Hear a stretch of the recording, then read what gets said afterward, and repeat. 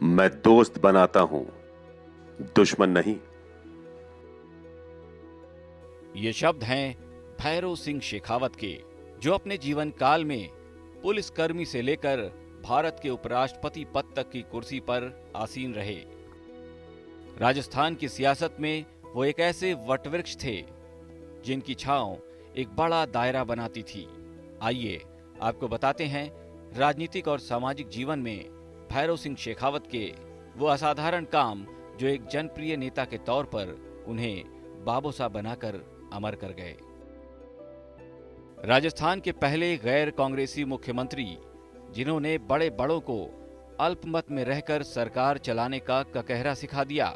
सीकर जिले के गांव खाचरियावास के एक गरीब राजपूत परिवार में 23 अक्टूबर 1923 को जन्मे भैरव सिंह शेखावत सीकर में पुलिस की नौकरी में भी रहे। लेकिन जब राजनीति का रुझान किया तो इंदिरा गांधी युग की राजनीति के दूसरे ध्रुव के प्रतीक बने। राजस्थान में भाजपा की जड़ें जमाई और 3 बार मुख्यमंत्री रहे। गुजरात और दिल्ली के कई मामलों में इन्होंने भाजपा को संकट से उबारा था। जब भी भाजपा संकट में फंसी, इनका राजनीतिक अनुभव पार्टी के काम आया।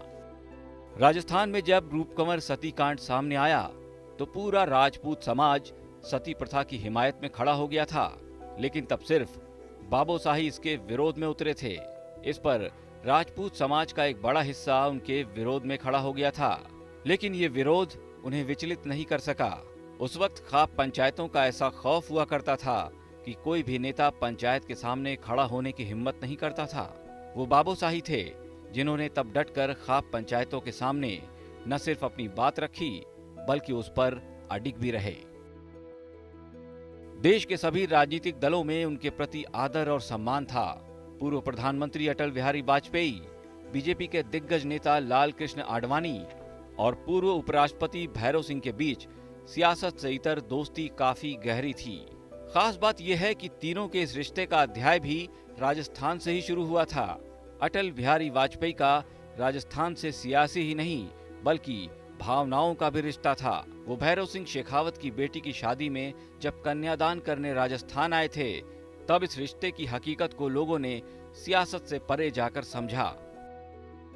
अयोध्या में राम मंदिर के निर्माण और बाबरी के विध्वंस के लम्हों में कभी उन्हें वैसी बातें करते नहीं देखा गया जैसी उनकी पार्टी के बाकी नेता किया करते थे, बल्कि जब उनके 2 मंत्रियों ने अयोध्या में कार सेवा में शिरकत करने की जिद की तो शेखावत ने उन दोनों को अपने मंत्रिमंडल से बाहर का रास्ता दिखा दिया था।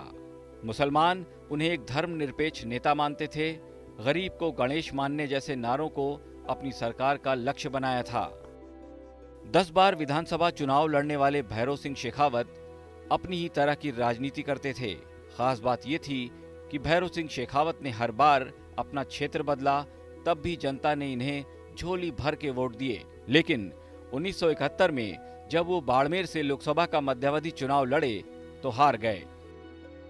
गंभीर राजनीति हो या तनाव के लम्हे, शेखावत हास्य के क्षण ढूंढ ही लेते थे। उनके दोस्त सभी दलों में थे, शायद सभी दिलों में भी। उनके मुख्यमंत्री रहते एक बुजुर्ग वामपंथी नेता जब अनशन पर बैठे और 3 दिन बीत गए तो शेखावत ने अपने गृहमंत्री को भेजा और कहा कि उन्हें मनाकर अनशन से उठाओ। उन्होंने राजनीतिक मतभेदों को कभी अपने मानवीय दृष्टिकोण पर हावी नहीं होने दिया।